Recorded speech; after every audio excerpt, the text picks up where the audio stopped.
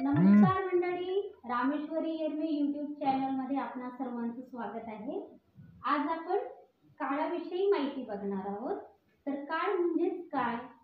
तर काळ म्हणजे क्रियापदावरून क्रिया कधी घडते आहे याचा बोध होतो, याला काळ म्हणतात।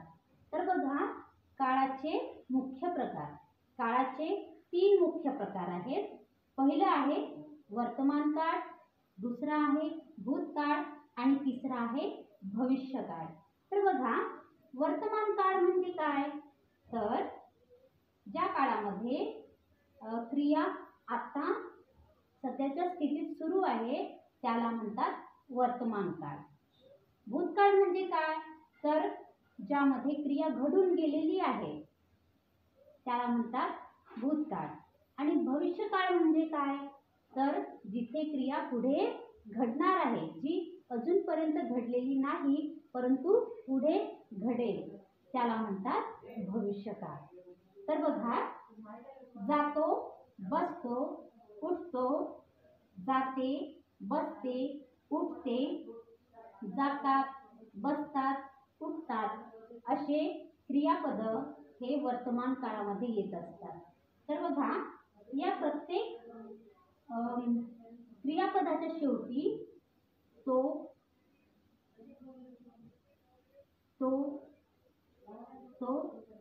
इथे बघा, ते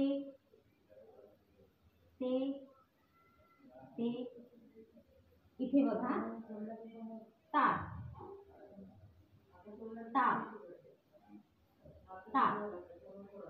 असे शब्द आलेले आहेत। म्हणजे ज्या क्रियापदाच्या शेवटी तो, ते, तात हे 3 शब्द येत असतात, तर असं समजून जायचं की ते वाक्य पूर्णतः वर्तमान काळातील वाक्य आहे।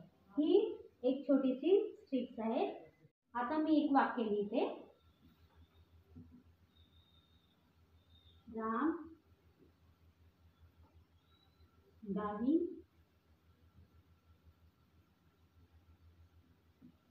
जातो। तर बघा, या वाक्यामध्ये जातो हा क्रियापद आहे आणि त्याच्या शेवटी तो आलेला आहे, म्हणजे हे वाक्य वर्तमान काळातील वाक्य आहे। आता मी दुसरे वाक्य लिहिते। श्याम अभ्यास करेल। आता बघा, करेल या शब्दामध्ये शेवटी ल आलेला आहे, म्हणजे ह्या 3 पैकी नाही तो, म्हणूनच हे वाक्य वर्तमान काळातील वाक्य नाही। आता बघा, भूतकाळाकडे वळूया आपण। तर भूतकाळामध्ये गेला, बसला, उठला, गेली, बसली, उठली, गेले, बसले, उठले असे शब्द, असे क्रियापद येत असतात।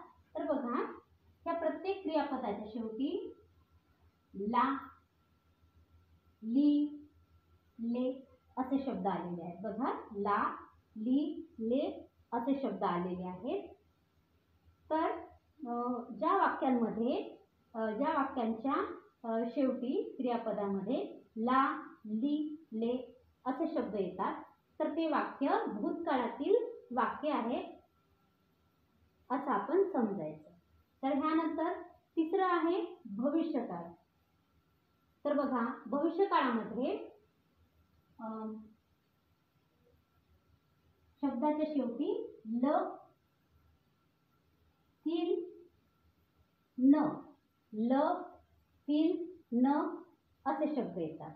ह्या क्रियापदांच्या शेवटी ल, तीन, न असे शब्द येतात, तेव्हा ते वाक्य भविष्यकाळातील वाक्य आहे असं समजायचं। तर बघा, या तिन्ही काळांचे प्रत्येकी 4 उपप्रकार आहेत। तर ते आपण पुढील व्हिडिओमध्ये बघूया, ते कोणते 4 उपप्रकार आहेत ते। तर कशी वाटली आपल्याला ही माहिती? जर आपल्याला माझा व्हिडिओ आवडला असेल तर माझ्या व्हिडिओला लाईक, शेअर आणि कमेंट करायला विसरू नका। आणि आपण जर माझ्या चॅनलवर नवीन असाल तर माझ्या चॅनलला सबस्क्राईब करा, त्याचप्रमाणे बेल आयकॉनला प्रेस करा, म्हणजे माझ्या नवनवीन व्हिडिओ व्हिडिओचे नोटिफिकेशन आपल्याला मिळतील.